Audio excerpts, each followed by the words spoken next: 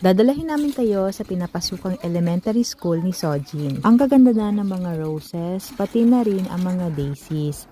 Tuwing hapon, nagka-practice si Sojin na magbike, hindi lang doon sa likod namin sa may palayan, kundi pati dito na rin sa eskwelahan nila dahil may malawak dito at makakaikot-ikot siya.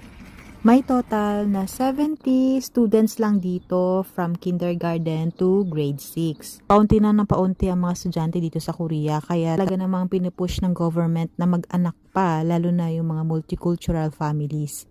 Sa generation kasi nila ngayon, mas gusto pa ng mga Koreans na maging single or solo, or kung mag-aasawa sila, hindi na sila mag-aanak. Kaya naman ang mga foreign wives na lang ang pag-asa ng populasyon ng Korea.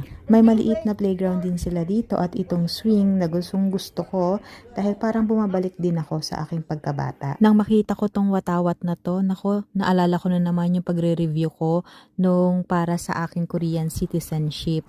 At dito malapit sa may mga pwede kang mag-exercise, makikita mo may mga statwa dito at kilala nyo ba kung sino yan?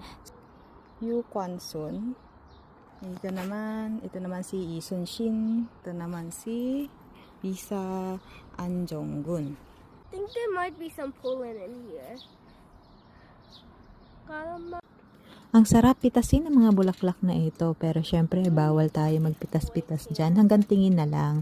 So ngayon kailangan na namin umuwi dahil palubog na rin ang araw at kailangan na rin ni Sojin magpahinga. So sunod na araw naman ay magbabike kami ulit, baka doon na lang ulit sa likod ng bahay namin. Annyeong!